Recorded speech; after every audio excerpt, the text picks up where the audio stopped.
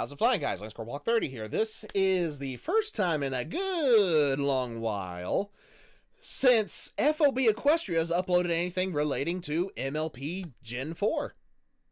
Yeah, it's been a good long while. So, and I'm actually there's part of me that's excited because I've missed hearing Josh and all the guests he's had talking about MLP FIM, F-I-M.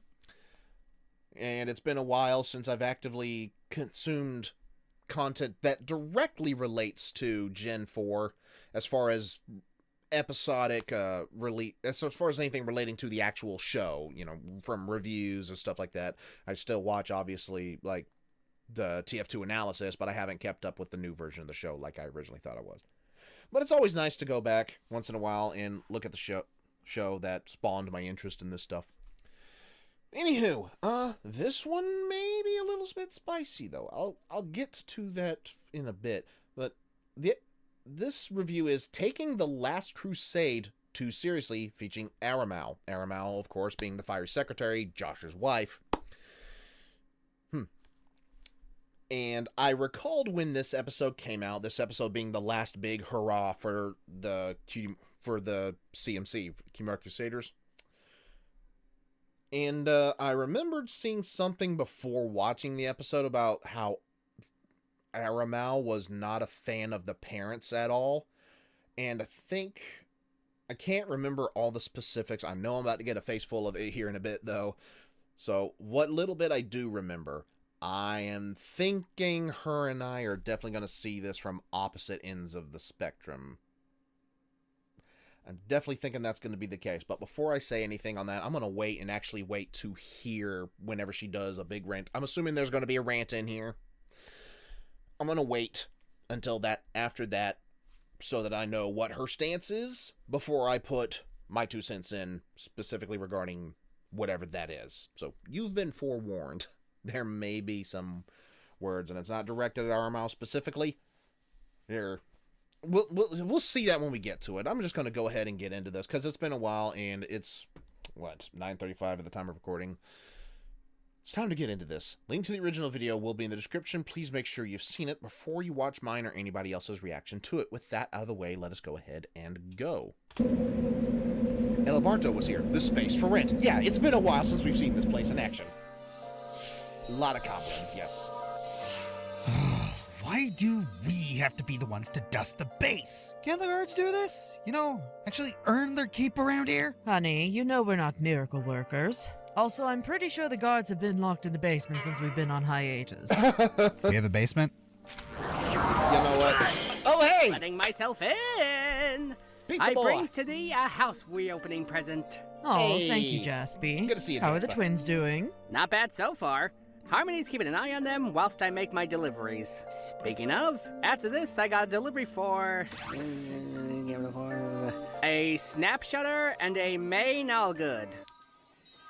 Oh boy, here it comes.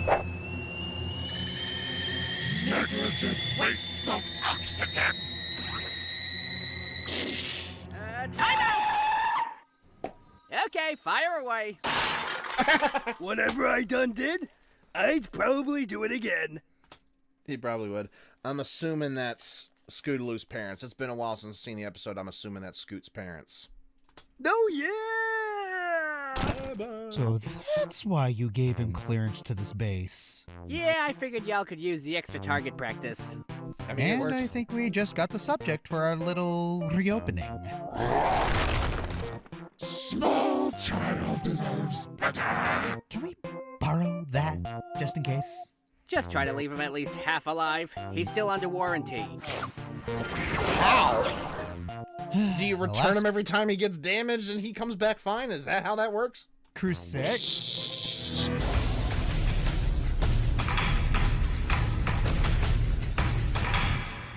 Okay, then. Yep, we're back here again, folks. We took a bit of a hiatus after the Gen 5 movie. Spoiler alert, it's still got its issues, but I honestly think I might owe it an apology. No structure life! Because the actual Gen 5 shows somehow are even worse. Yes, Oh. shows. Plural. Since then, we've mostly stuck to Josh's main channel and TF2 Yeah. Analysis, usually coming back here for our newest obsession, Bluey. But every now and Yeah. then, if we feel like a particular episode or topic is worth discussing, rest assured, we'll be there to overanalyze until we're blue in the face. Which is good, because I have certain emotions with this episode. But before we actually dive in, permit me one tangent about headcanons. Every fandom's got them. You could create a Yeah. whole Bible with the headcanons the Brony community's cooked up. But where Yeah. do these theories come from? In a lot of cases, it's their way of filling an unexplained part of the story. The land and lore of MLP is so vast and unexplored that sometimes Yeah. we can't help but try to find our own answers to questions we keep asking. Yeah, there was a theory for a long time that one of the few theories that were kind of soft confirmed to be the case was the death of what was his name? Bright Mac and Pearl. And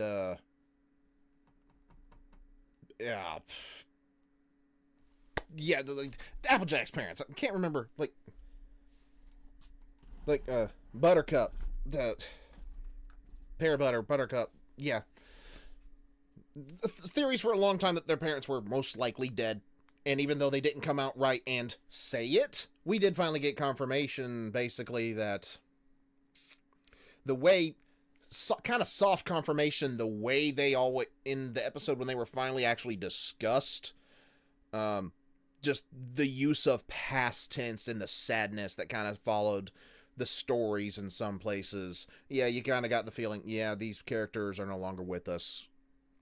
So, anyways, there's not too much that we get confirmation of. There's not too much we got confirmation of in the show. Way of patching supposed contradictions or holes in this slow-growing world. And only the most interesting of the headcanons survive and become ingrained in the fandom culture.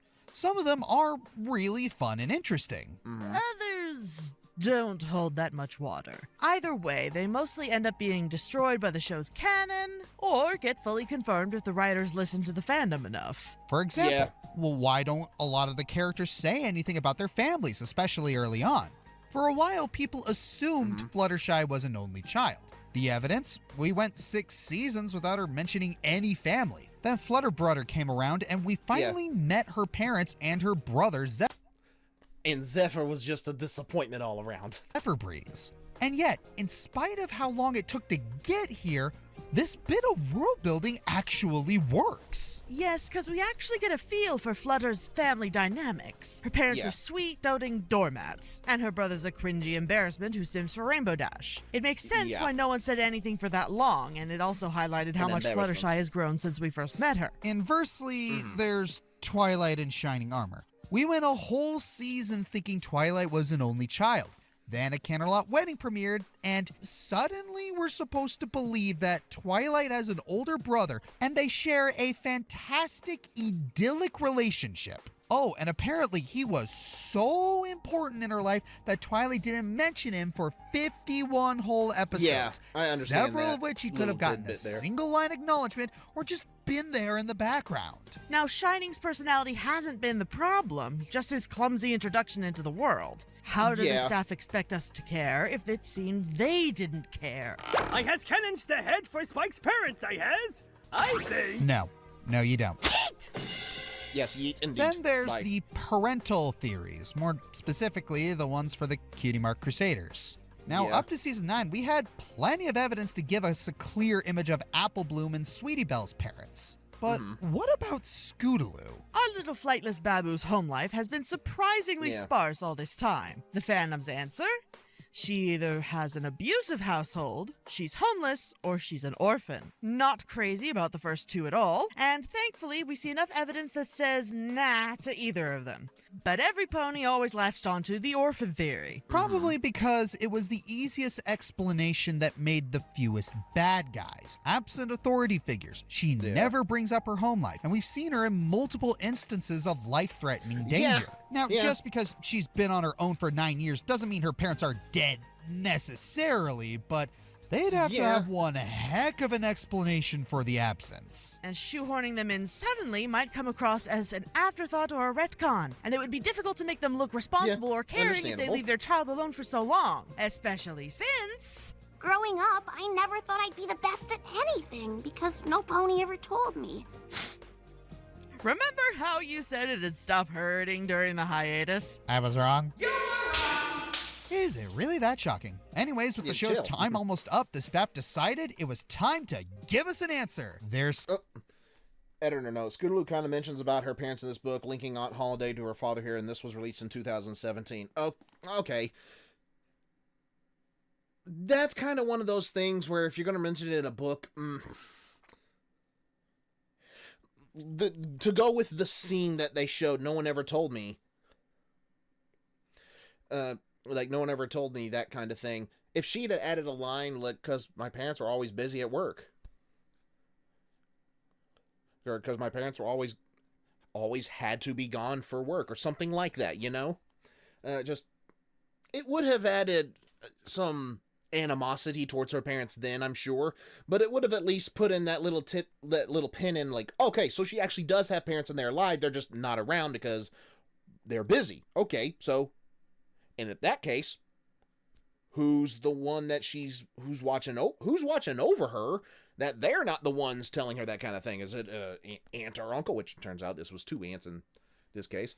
It was an other family member? Was she being watched after by the foster system? No one knew. So, yeah, it's always tricky introducing these kind of things, but at least like not necessarily a throwaway line, but a little extra line or two in some moments could help a tiny little bit with that. But Solution? The Last Crusade. Right as the episode starts, we see Skedaddle, one of the colts from the Crusaders' little summer camp project, looking frantically for the threesome and... Getting back, Crusaders! We're at my house! Hey, that's one theory already dead on arrival. Good job. Anyway, the Yay. little guy is excited to announce that he finally earned his cutie mark in knot tying. Woo! Yeah, miles better than getting one for horseshoes or the Netflix logo. After he rushes off, we're introduced to Scootaloo's aunts, Holiday and Lofty. They previously popped up in the show's expanded media, and now they finally join the series itself as the first confirmed LGBT couple. And there's a surprising lack of controversy for these two, outside of the usual sources. I'm okay with this because these two are delightful. Holiday's the sweet, nurturing aunt, while Lofty's the cool, fun one. They're already so positive and supportive. Hey, wait a minute. What's that? Just thought of something, but I'll come back to it later. Anyway, Lofty's working on a quilt when the two have... Oh, well, does that relate to the line Scootaloo says, no one ever told me? No one ever told me how good I was or how the best I could be. Whatever line she said earlier. I'm assuming that's the little pin that she's pointing out, but... have to leave, only to reveal that the Cakes, Rarity, and Rainbow Dash take turns looking after her? Okay, so Scoots has rotating caretakers while her parents are gone.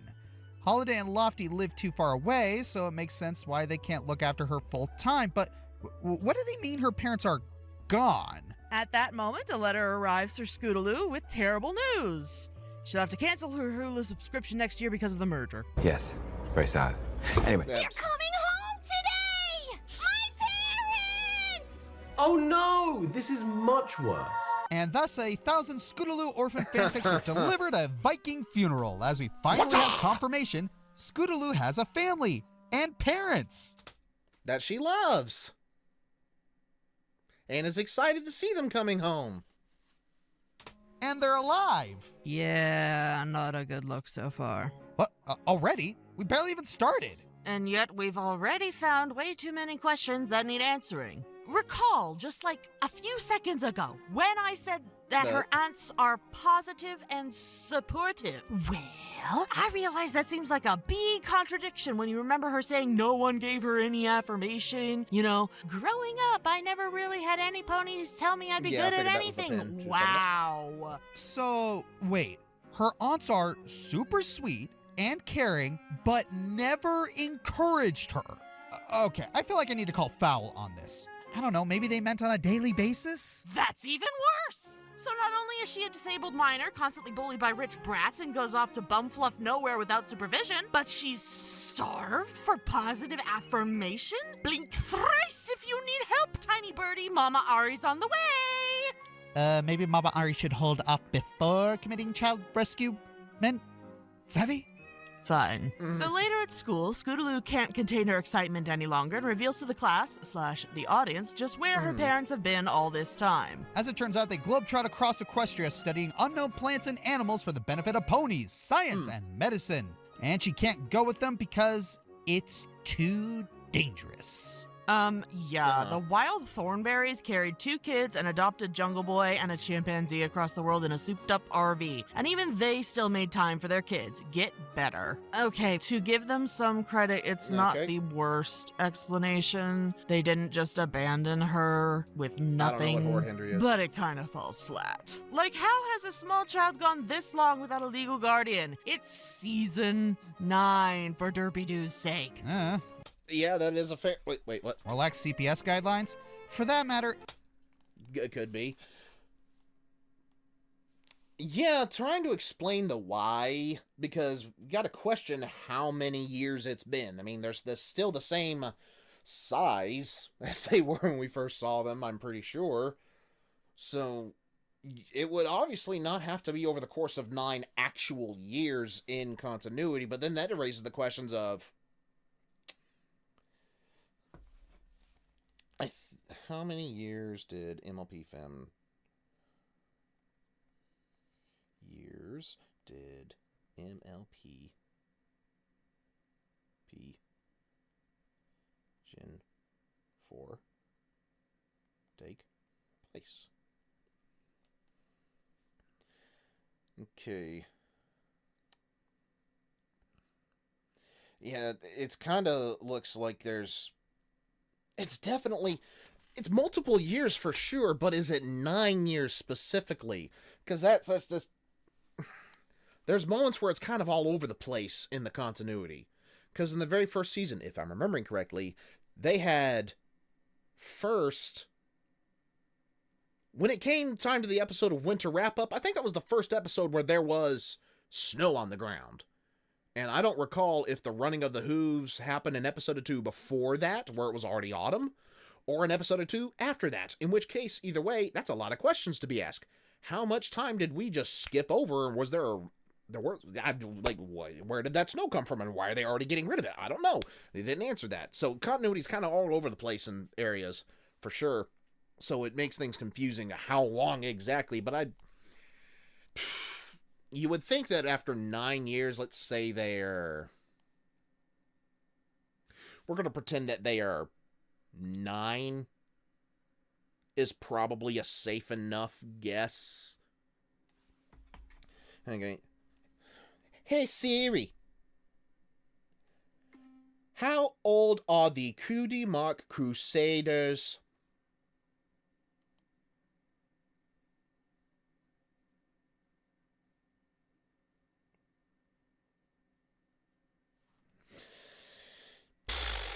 Okay, she didn't give me a direct answer, but I'm gonna assume like 9, 10 to start. That can't have been 9 years fully, because they would be legal adults by the end of this season.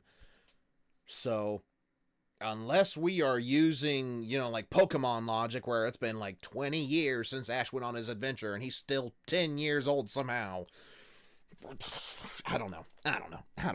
If the things they discover help Equestria that much, why haven't we heard of them until now? Were they some kind of looming presence the whole time? Did they write the book Supernaturals back in season 1? Did Pinky know about the Parasprites because of them? Did Fluttershy or Zecora pick up anything from them? Or this guy? That would be interesting. Too many questions. I don't know. A lot of single questions. line connecting that would have really helped ease this. It But would point have. in their favor, they didn't bring Scoots along for risk of child endangerment. FBI, open up! Yeah, because there's stuff like that. Ew, they brought the child endangerment straight to her just to make an entrance. So there they are, Snap Shutter and Maine Allgood. Oh, and Okay. I got things to say to them. Hold off. Obviously, Maine Allgood being a play on Jane Goodall, and Snap Shutter from the accent to how he wrangles crocodiles, obviously being the Steve Irwin. So, like, hey. Honey, no! That's my good axe. Use this, it's blunter. Oh, you know me so well.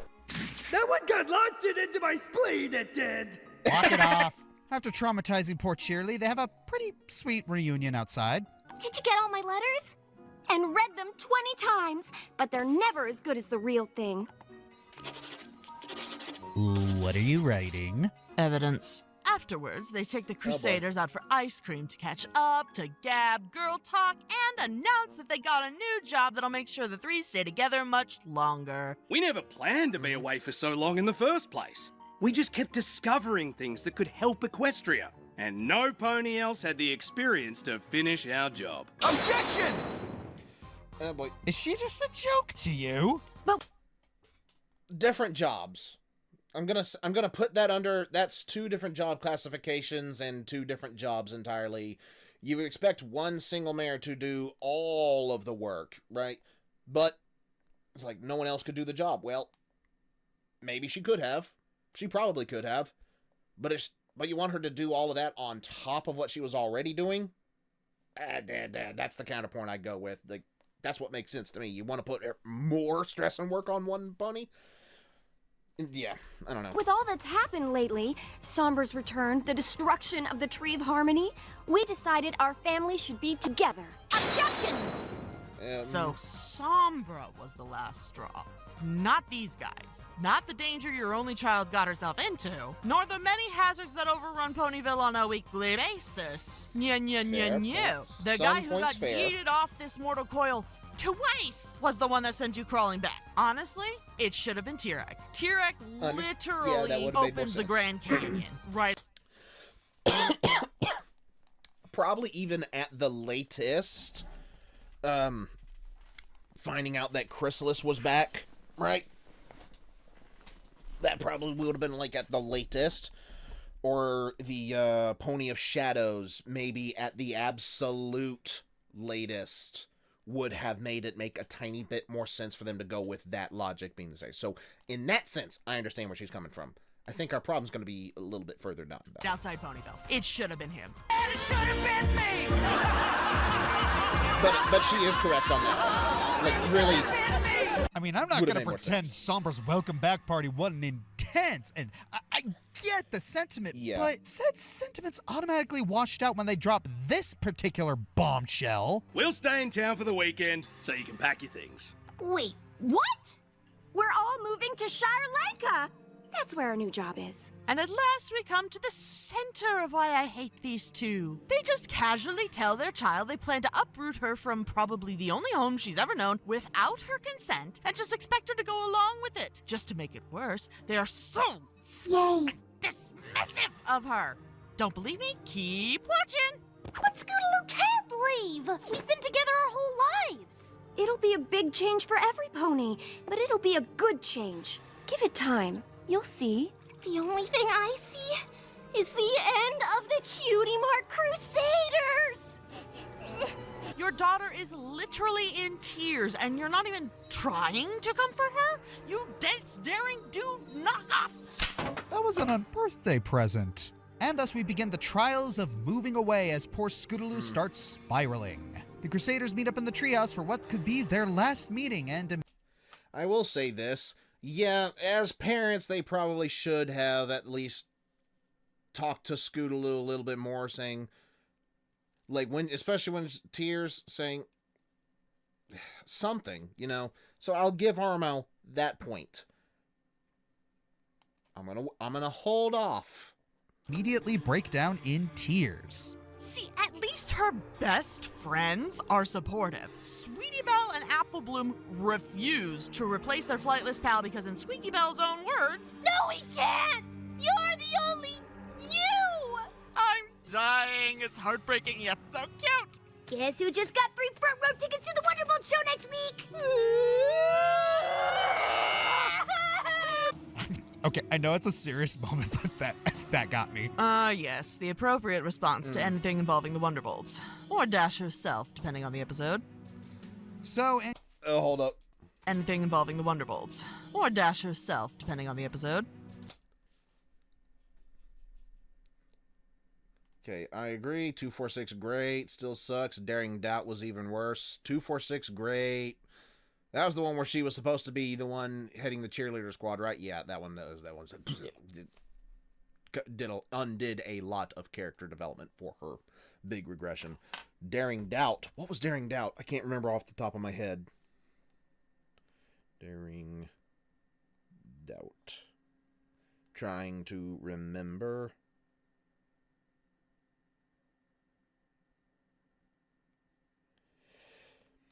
Wait a minute. Oh, yeah, that one.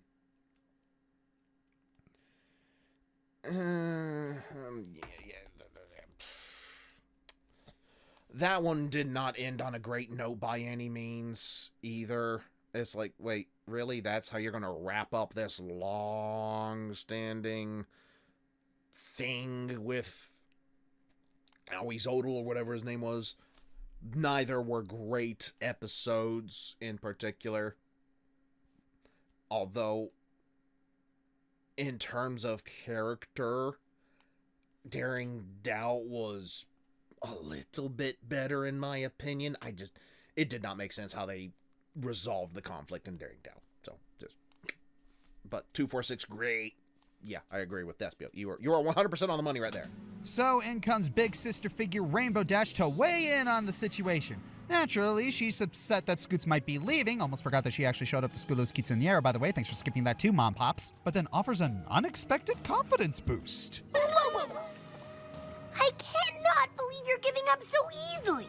You're the Cutie Mark Crusaders. Solving tough problems is what you do. Okay, see? Yeah. I like that. Dash has her off days, but she's not the element of loyalty for nothing here. I know there are at least a dozen stories where she adopts Scootaloo, and I almost wish it were canon. So the CMC pick themselves up and start coming up with a plan to keep Scootaloo in Ponyville. Diet Steve Irwin and Jane Goodall, now with more aspartame, study dangerous rare creatures. Their answer? Then maybe we need to give them an animal no pony's ever heard of.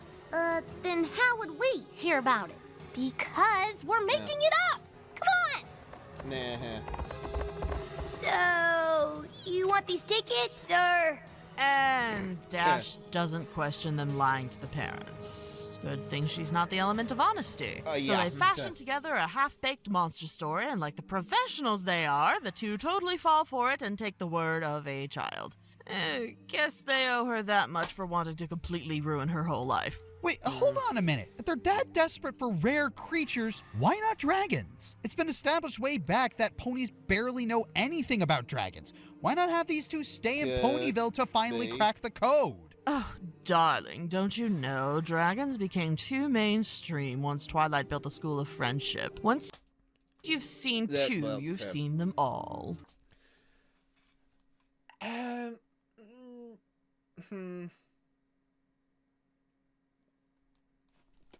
I don't know. The only thing that comes to mind is when, maybe they're the ones that found out about the dragon migration, and that's why we see the dragon migration happening in Season 2, and then Spike goes on his, self-discovery and yada yada. Maybe they discovered little key details about the dragons, but just didn't know a whole lot. You know, I don't know the whole story. Maybe they knew some things, just not all. Maybe it was them. I don't know. Could have been someone else. I don't know. They could have been like, okay, here's some things we've got to find. Oh, what's this other thing? Shiny. New thing. I don't know. And by two, I mean Spike and whatever her name was. Am I chopped liver? No, that's what I am. Oh. So the monster plan falls apart as expected, and... We'd better get back. There's a lot to get ready before the house goes up for sale tomorrow. For the love of Hilary Duff, let us stick! This is a warning sign, you stupid, pretty morons! Talk to your child! Understand why she'd go to these lengths, at least pretend to care, you mother... Technical difficulties. We just don't know what went wrong. I think I got it out of my system now. I think I need a cold shower. And it ain't cause of the fire. Okay, so that didn't work, but they got plan B. Show them why they're inseparable as a trio. How? With their cutie marks. We're the only 3 ponies in Equestria with the same cutie mark. The chances of that are so rare. It means we belong together forever. Yeah, but you don't have the same cutie mark. It's true, but he shouldn't say it. Are you really being that guy right now? Well, this part is the same. But the picture inside each of these is different. I think it means you'll stay best friends no matter where you go, and that's really special. But we... How do you argue with that? Easily, with the right tools. I never cared for their cutie marks. I don't know if I'm in the minority or not. I always thought it was stupid. Like, so your destiny, your special talent is to help other people find your cutie marks after you spent who knows how long trying to find your cutie marks. You're forever and eternally bound to helping others find their cutie marks instead of having something that makes each individual one of you unique. It does not make sense to me personally. I never cared for that. I always thought that was just stupid, because that removes unique. They are unique in that aspect that they share similar cutie marks and a purpose, but it's one of those things that it removes the individual uniqueness from them in some way. It never made sense to me. It never fully made sense to me. I always preferred like in some of the fan fictions where they got their cutie marks for varying reasons, helping out, doing it in some way, like Apple Bloom maybe being some type of engineer, using ingenuity in some way, Sweetie Belle singing, because she could sing. It was like when the first episode where they tried to do something together to find their cutie marks for that big concert thing. Each one of them rotated out for the wrong thing to focus on. Scootaloo wanted to sing. No, give that to Sweetie Belle.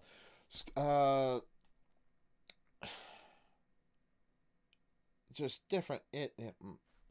Anyways, that's a whole thing in and of itself. But I never cared for that. Just so you know. Especially if you're gonna be a smug know-it-all over a drop in the bucket. You know what? No, instead of setting the channel on fire again, allow me to showcase a better example of parenting.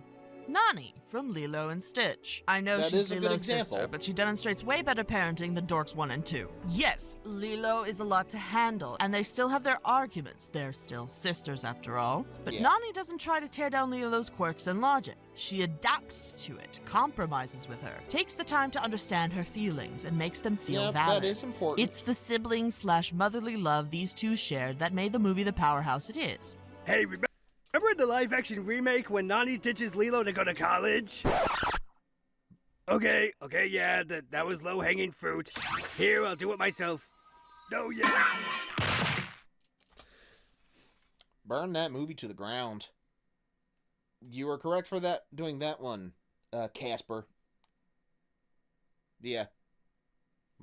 Disney's trends of botching the messages of the originals continues.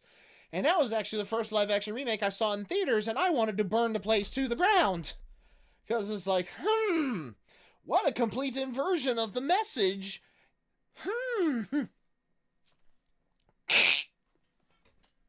Do we even still need him? We're only at the halfway mark, honey. We're not out of the woods yet. So next, they try using a potion to tie themselves together.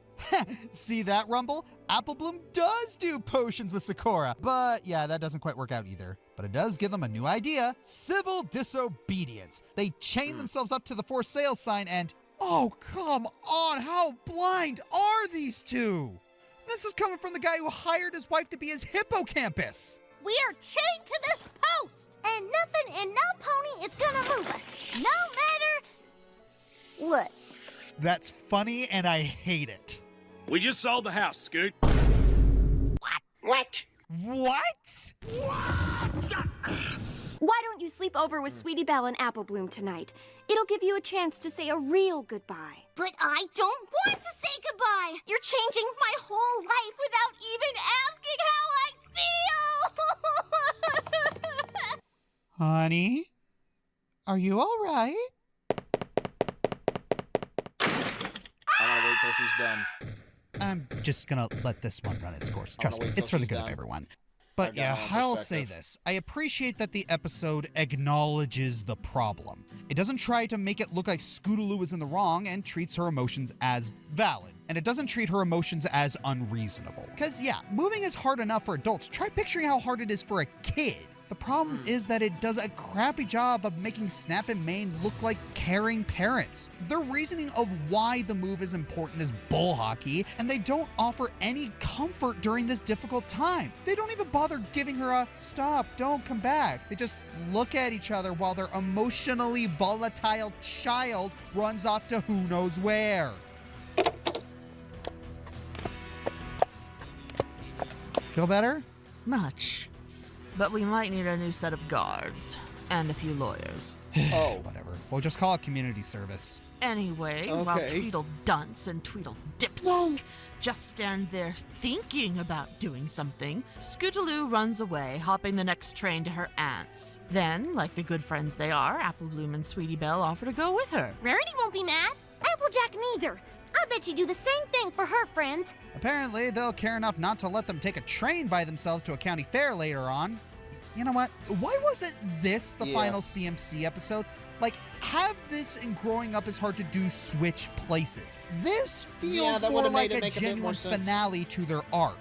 We'll get there, hun. In the meantime, they make it to Holiday in Lofty's house, as Lofty surprises them with the finished quilt. The patterns are all based on the CMC's adventures, showing that they were at least paying attention to their niece's stories. Also, apparently, the male pony delivered their letter from Snap and Mane to Scootaloo. Wow! So they were just gonna sneak their way back into Scoot's life before completely uprooting her? Man, surprises. It's a lost art. But thankfully, Applebloom has one last idea. Is this another potion idea? No! Scootaloo's parents are the only ponies in Equestria that can do what they do, right? Don't you f***ing ignore me. Yeah! Our job is to help other ponies find their purpose! She means a purpose they didn't get roped into, dear. So if my parents split us up, it'd be just as bad as them quitting their jobs! Ha ha! Gaslighting, the best last resort. They have it coming at this point, and frankly, I'm happy about it. Give me the popcorn. Now, how do we explain that to them? Oh, you don't have to explain it. They will. Okay, hold that popcorn away. This moment contradicts what Scootaloo said a while ago. Growing up, I never thought I'd be the best at anything because no pony ever told me. Huh. Watch the scene without crying this time. Exposure therapy really does the trick. But for real though, look here! We clearly see Lofty and Holiday encouraging Scootaloo, giving her positive affirmation. And look at the quilt! Lofty based the patterns on the CMC stories. They were listening. They clearly cared. So how could Scoot say no one told her she was the best at anything when these two clearly think the world of her? Well, bear in mind, during that conversation, they were talking about Dash's parents, so maybe Scoots was referring to her own parents and just worded it weird? I don't know. I'm really trying hard here, guys. Given everything... Yeah, it's a case of trying to retroactively apply a logic to what's in the here and now to something that happened way back then. That always makes things a little messy. That's kind of the only problem with not fully planning out certain specific things in your world building until you decide to just make it so. Certain things like Twilight having a brother, establishing from season 1, even in a seemingly throwaway line, or having like a little cameo in a flashback. Maybe, excuse me, maybe if Shining Armor had been in that flashback when Twilight first got her cutie mark with the parents watching, maybe if he'd been there present, that would have been like, oh, who's that? Oh, that's got to be her brother or something, right? Doing something like that. You know, but in some cases when you're kind of going by the seat of your pants, and I don't know the full behind the scenes, by the way, obviously I don't know everything, I wasn't in the writing room, but certain things, you know, if you've got an idea to leave something open in the future, it seems to me like it would have been a better idea to kind of write it down, like, okay, what is something we know we need to do in the future? Well, we need to set up, maybe Twilight's got a brother. Okay, let's have one seemingly random line in one spot that makes sense, but establishes, she's got a brother somewhere, so we're not completely thrown off guard when he's just all of a sudden introduced, right? In moments like Scootaloo mentioning her parents being away for work, you know? That would have established a lot earlier on. She's not an orphan. Her parents just aren't there. They are busy doing some kind of job. But when you don't put those in at the outset, then you gotta kind of try to shoehorn in logic as to why certain actions at an earlier date would be fine when something like, in an example like what they just said, with those 2 episodes of the CMC that happened after this, the episode that happened after this where they weren't allowed to take the train to that one festival. Yeah, that would have made more sense to come before this one in that context, because then the sisters would probably be a little bit more lax on the CMC taking the train, whereas if by releasing this first and then being told you can't take the train by yourselves just a couple episodes later, makes less sense. But thing we've seen up to this point, I completely believed that. Someone give this poor child a cookie. So Scoots goes home to see her parents are still packing. They left their child while she was distressed and didn't even pretend to go after her. Come on! But reality comes crashing down when the CMC brings them to City Hall for a huge celebration in their honor. The main 6, Starlight, Diamond Tiara, Silver Spoon, Babs Seed, Trouble Shoes, Gabby, and literally every pony the cutie... Oh, took a second, I saw that one, but yeah, Diamond Tiara and Silver Spoon had no dialogue since the resolution of their little arc. Which, by the way, that should have been an episode in and of itself. They didn't need to shoehorn in the crappy triple CMC cutie mark thing in an episode. That should have been its own episode. And the cutie mark should have been more unique. So Cutie Mark Crusaders have helped I will not be convinced on are otherwise. there to show their appreciation for all their efforts. They even get a key to the city and a frickin' Wonderbolt salute. Well, I'll be a 3-tailed bandicoot.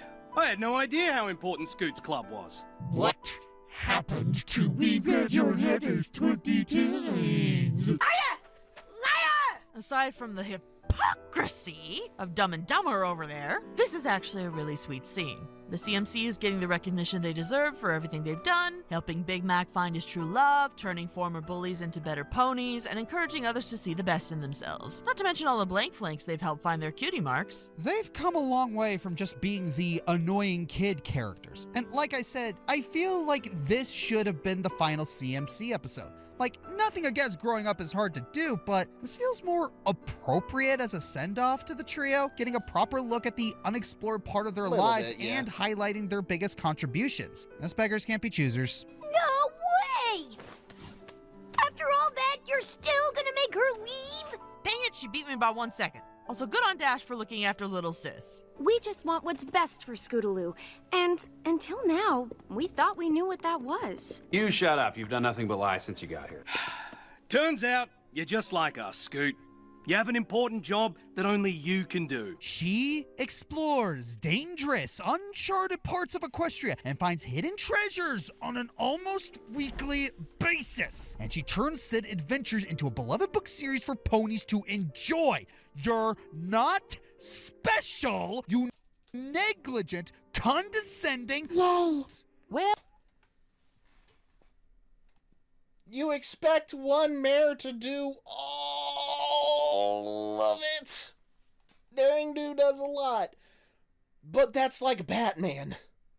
You expect realistically, you expect one guy in a costume with a butler and maybe a kid in a teenager in a costume to regularly police the city at night by himself, whilst also occasionally being available for the daytime. There's a level of believability that, I know Batman is one of the most beloved comic book characters of all time. I'm not saying he's a bad character, but there's a certain level of believability that's just like, I don't know. Even with a lot of money, there's limits to what is realistically possible without proper help, without a full team. So I think the only times that it starts to make sense are in the storylines where you get multiple characters of the Bat family, like you get Nightwing, you get Batgirl, you get more than one Robin, and then help from some individuals, like what we saw in the Nolan trilogy, him hiring the one character from Wayne Enterprises that had all the tech stuff. You get a couple characters like that, plus the Bat family, then it starts making a little more believable. But in the stories where it's just Batman for so long, not very believable. But unless you're trying to factor in, like, oh, he brings fear to people, so they've been fear to the criminals, so less criminals have been trying stuff, and it's only the really, really bad die-hard criminals that try anything, but even then, you're always going to have the small crime that not everybody can get to. Plain and simple. Especially without powers. But, anyway. Yeah, Daring Do, it would make less sense if they had Daring Do be all of that, you know? If they had Daring Do just do absolutely everything, it would be less believable to me. So having, like, specialists. Daring Do specializes in finding, like, lost ancient artifacts and stuff, right? These two specialize, I believe, mainly in animals that are unexplained. So, specialists in subdivisions and stuff like that, you know? But anyways. Well, darn, and here I thought raging over these two was my thing today. If I don't explode, folks will forget who I am. If I don't get genuinely pissed at something, folks will forget who I am. Plus, I'm a dad now. Watching idiot parents somehow hits harder. Go figure. Glad to see you share my pain, dear. So Pain and Crap allow Scootaloo to stay in Ponyville. Lofty and Holiday decide to move to town so Scootaloo can stay with them. I'm not as bothered with this move because it was their decision and it was already shown that they had Scoot's best interest at heart. Will you still come and visit? Of course! Rabid bugbears couldn't keep us away. But parental responsibility apparently will. In the end, the CMCs celebrate getting to stay together, and we never see Snap, Shutter, and Maine Allgood ever again. You are not ignoring the comics this time, boss. Snap, Shutter, and Maine Allgood do reappear in the season 10. And that was The Last Crusade. Oh boy, this was a... I still haven't read the season 10 stuff. I had bought an omnibus at one point, but I don't think it had everything, plus the first page was missing. Heated one. I'm not going to pretend this was a terrible episode, because, I mean, on its own, it's really not. Agreed. On the CMC side, it was a sweet episode that really cements how much they care for each other, offers them vindication for their contribution throughout the show, and showcases the follies of being forced to move from a child's perspective. The problem was Snap and Maine themselves. It's way too late in the game for us to pretend to care about them, and even harder given their actions in their first and only outing. So, how would we fix them? If we had to explore Scootaloo's family, what other options are there for them? Well, the easiest answer is they're dead. Oh, just right out the bat. It explains the absence and passing responsibility. Maybe have 1 or 2 episodes to establish this. 3 max. Or give me about 3 minutes and 34 seconds and I'll do it myself. You just chill, Loot. Fuck. I'm a mama bear now. It's within my right. Anyway, the medium solution, have them be military pawns. Yo! It's a more relatable excuse for the absent parenting and give them an actual important job to do. And being forced to move wouldn't come from nowhere because, yeah, military families move constantly.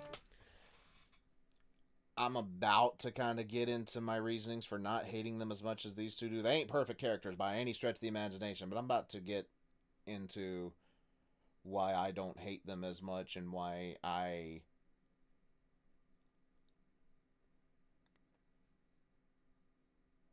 should I go ahead. You know what? Yeah. Might as well. There's only a couple minutes left anyways. Might as well get my reasonings kind of out. I understand to a degree where they are coming from. No kid wants to be apart from their best friends. Like, shoot, even when I moved back down to Georgia, I missed my friends. All my best friends are in Alaska. But I'm going to do a little bit of a brief... I'm going to try to keep it brief. Kind of a brief overview of the amount of times I've moved, being the kid from a pair of divorced parents. So, one, is it weird to feel envious of a fictional character because their parents are actually still together and do love her? My parents do love me. They ain't together. And they did not get equal rights to it. My mother divorced my dad when I was very young and got full custody. Now, there was nothing in the divorce papers that said that she had to remain within a certain distance of my dad and his family so that there could be a reasonable amount of time spent between the families, between me and my sister, having time between families. But when I was 6, she decided, her and my then stepdad, my little brother's dad, may my brother rest in peace, decided, mainly my mom decided, I want to go on an adventure. Let's go to Alaska. We were in Georgia, by the way. I'm in Georgia now.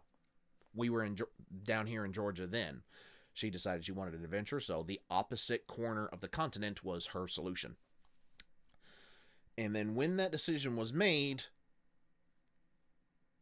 like even pretty much all of my memories, we moved every single year. We not military, by the way, not a military family, but we moved every year until the second half of the year when I was in 3rd grade, or before it became winter time when I was in 3rd grade.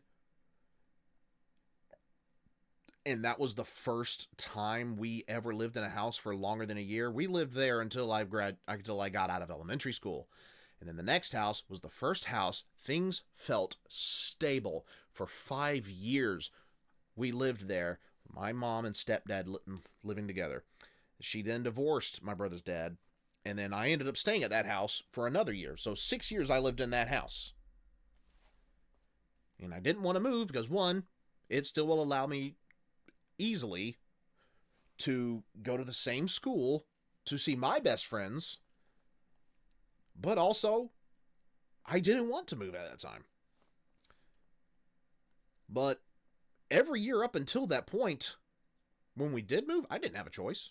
I didn't get a say. It was go where my mom's at. I had no say.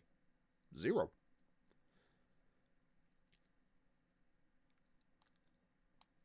I'm not saying that Scootaloo is wrong in any means for not wanting to leave her friends. But I'm looking at it realistically from my own personal lens. The fact that her parents are together and got to where, even though it was very late in the game, make no mistake, they were very late in making that decision. That episode should have come a couple months. That episode, that conflict should have come up a couple of years prior, no later than season 7, I would have said. I would have said after season 6, when the changeling stuff and knowing that Chrysalis was still out there at the absolute latest is when I would have probably said, okay, you know what, there's a few too many things going on. Our daughter's okay, but you know what, I'm starting to feel a little anxious. They should have made this episode sooner. Put it in, again, no later than season 7, then had them show back up for another episode to try to spend some more time with her or something. But at least her parents are together. At least they wanted to spend time with her together and not apart. At least her parents are alive, which my parents are alive.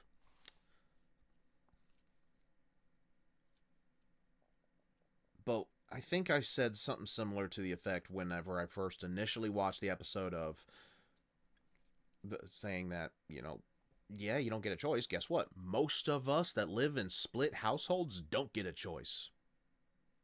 We never got a choice. Up until a certain age, we got no choice whatsoever on whether or not we wanted to spend time with our dad. And even when we expressly, me and my sister expressly told my mom and stepdad, yeah, we want to go live with dad some. She was like, no, I've got custody. And why were we so upset that we didn't get more time with our dad? She only gave us 1 month out of the year to go down and come down and see him. 1 month every year. And because we only got that 1 month a year, not only to see him, but his side of the family, that affected her side of the family. Did she care? No. No, she wanted the summer with us too. Now forget that she had Christmas, New Year's, Thanksgiving, Halloween, Valentine's Day, St. Patrick's Day, like all of the major holidays, Easter. Forget that most of the major holidays of the year, which occurred during the school year, we got to spend with her already. No, like the biggest holidays we got to spend with our dad were Father's Day and 4th of July, Independence Day. That's pretty much it. We never got any Halloween or stuff like that. Not after we moved to Alaska. That didn't happen. And my dad even tried to beg her for an extra couple of weeks. Like, do at least 6 weeks so that more time could be spent with her family. And she denied that. Not because of that, we only got to see my mom's side of the family 1 weekend every year. I'm not joking. Every year growing up since moving to Alaska, I only got to see my mom's side of the family 1 weekend every year. 2 or 3 days a year max growing up, because she left my dad with just so little time. 1 month does not make up for the amount of time a parent should be able to see their kid.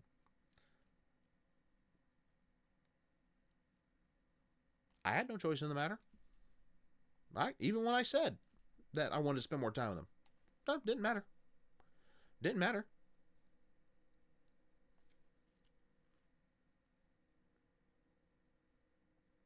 Even when it ended up going to court, I remember being by myself in a seat in a courthouse talking to a judge and a handful of other people. And that was the only people in the room with me at the time, and telling them that I wanted to spend more time with my dad when I was 8. I was 7 or 8 years old. I told them that. No, didn't change anything.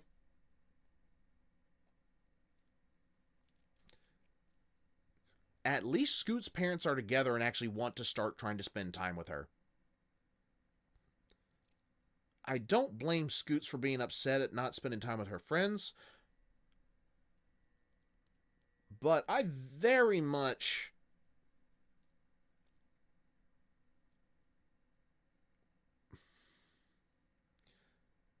what do you think that tells a parent?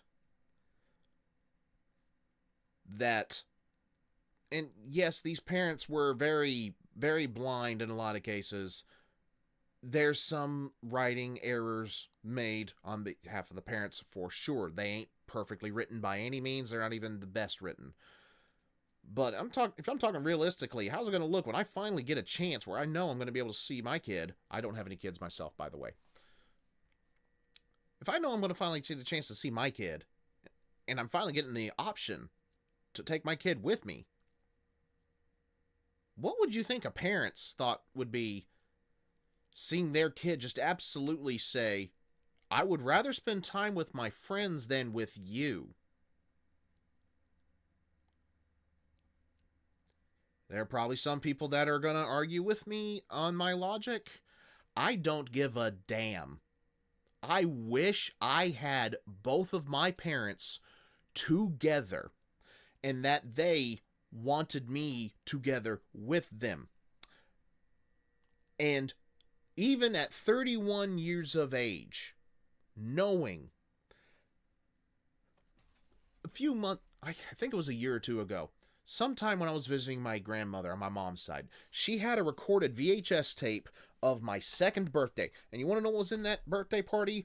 Both parents, both families, under the same house. And I cried like a baby because I knew that was never going to happen again in my entire life.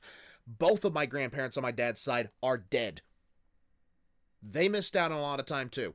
I am never going to see both of them together in the same room celebrating my birthday with both of my parents and both sets of grandparents. I would kill for what Scootaloo was offered by her parents in this.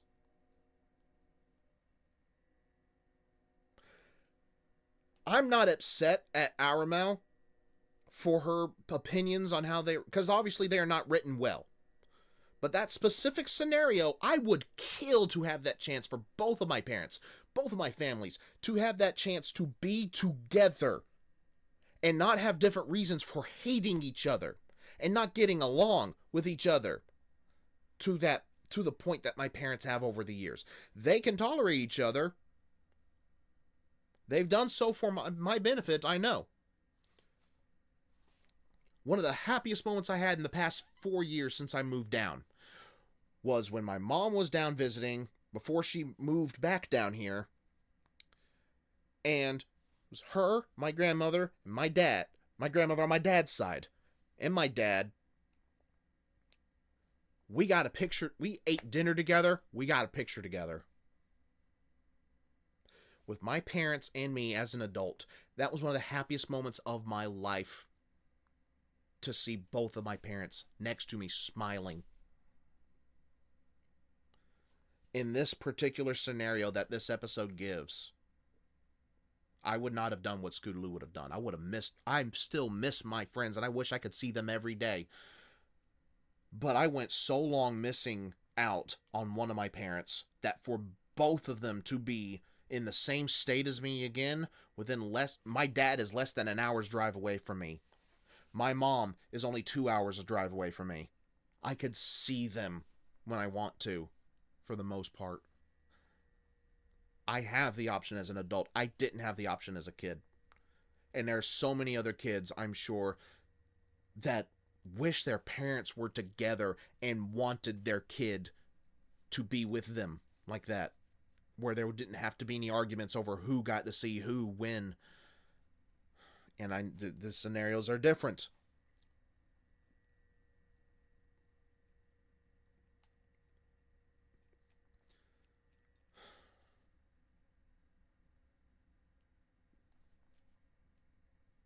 I think I made clear what my stance is on this. There's not much more for me to say in that regard. I understand to a degree where Aramau's coming from, but that's kind of a fantasy in some degree. Personal experience has taught me that not every parent is going to give their kid that scenario where the kid gets to go live with the both of them after not being able to see them for a while. I think they should have pulled the trigger on this episode in 2 or 3 seasons earlier at the latest.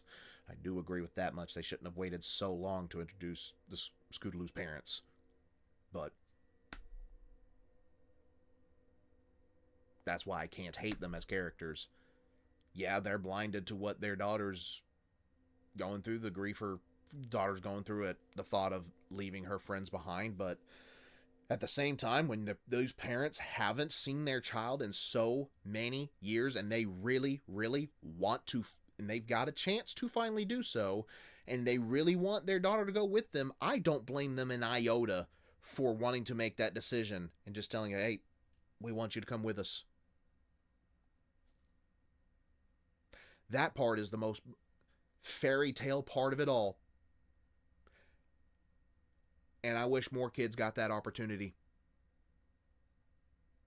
I wish more kids got to live the fairy tale of having both of their parents not only stay in love and together, but wanting their child, but not having to argue over which parent gets the child.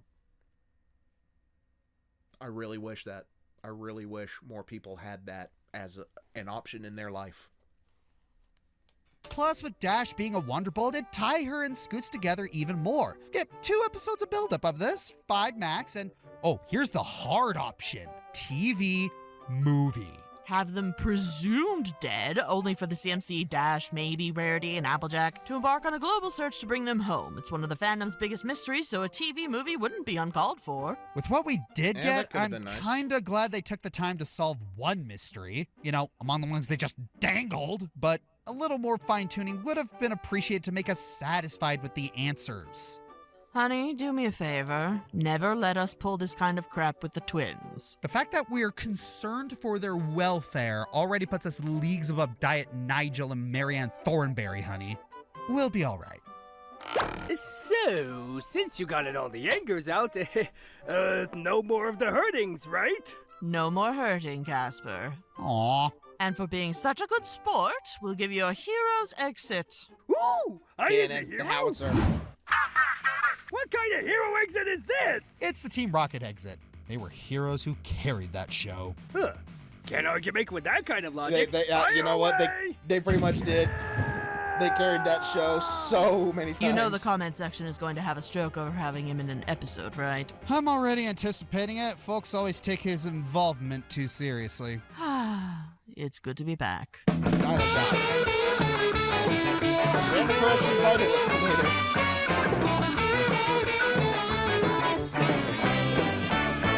Alrighty.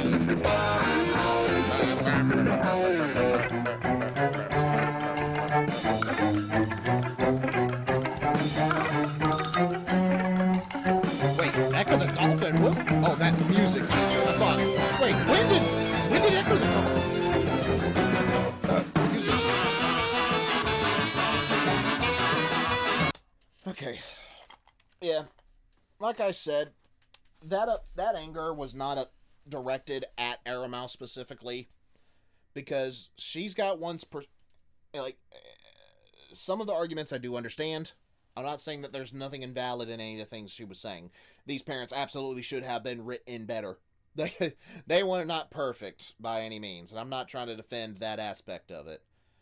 So, just having been the kid of divorced parents, I never got the option to A, decide where I wanted to live, or B, have my parents be together when that option was made. So, my viewpoint on what was offered in this episode is very jaded and painted by personal experience bias.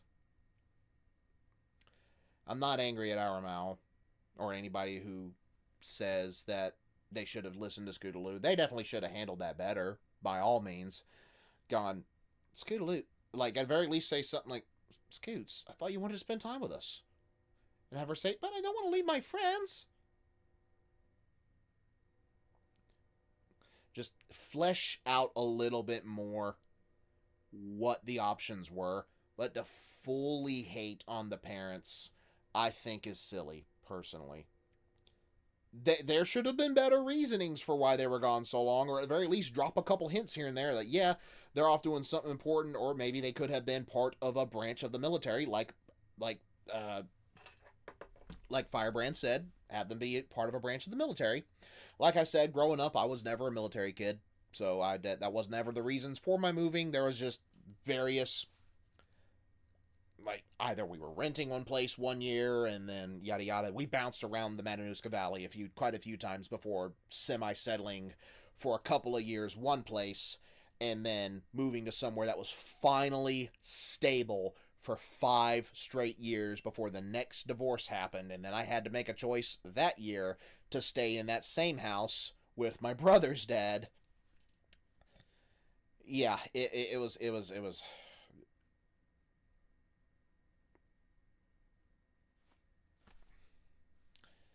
So,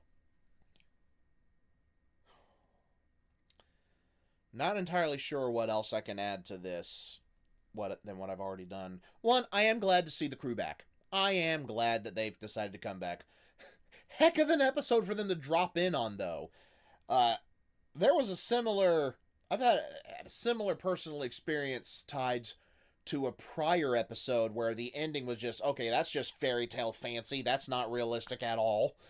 Like, outside of isolated cases, like with the, what was it, Surf and or Turf, whatever that episode was, where, what's the one scatterbrained hippocampus's name? The pink one that was part of the Young Six, or the Student Six, whatever their names were. Her name was, I can't remember off the top of my head. Silverstream, I think, so something like that. Where her brother went back and forth between being on their island and in the ocean, because his parents, although established that his parents, I don't think it was established that his parents were divorced, but they both loved different aspects. One preferred living on land and in the air. The other preferred living in the ocean, right? So he was back and forth, not knowing what he should choose, being forced to choose. He got the fairy tale ending. Oh, you can just come and go as you please and not have to pick. Yeah, haha. My parents didn't live close enough for that. Well, I literally lived in the opposite corner of the continent from one of my parents at any time of the year. So, that was another episode wherein personal bias makes me jaded on the happy fairy tale ending, but anyways. But in terms of how everything was set up here, good comeback. Good return. So, when they see it, I'm sure they'll see this at some point. Maybe they will, maybe they won't. They're parents, so they are no doubt very busy. Not only very busy to continue doing anything on Josh's channel, but also Josh's main channel. But then to come back and pull this out, that's a more collaborative effort. Multiple people. Well, it's kind of a collaborative. You know what I mean. You know what I mean. You know what I mean. this is a decent episode to get back into. Anyways, what did you guys think? Let me know in the comments down below. Like if you enjoyed, comment. Comment any personal experiences you've had relating to parental situations like this, or what your thoughts on the episode were in general. If you agree more with Aramau, or you understand where I'm coming from, just let me know what your thoughts are on my spiel there. We each had our different reasons for not fully agreeing with the episode. Subscribe if you're new, and tap the bell to get notified whenever I upload videos so you don't miss any reactions, gameplay, or otherwise from me. Also, go check out my Discord. Link is in the description. Come join me. We'll talk, post memes, songs, videos, artwork. You can self-promote your own stuff and just have some fun. This has been Lance Corporal Hawk 30, signing off.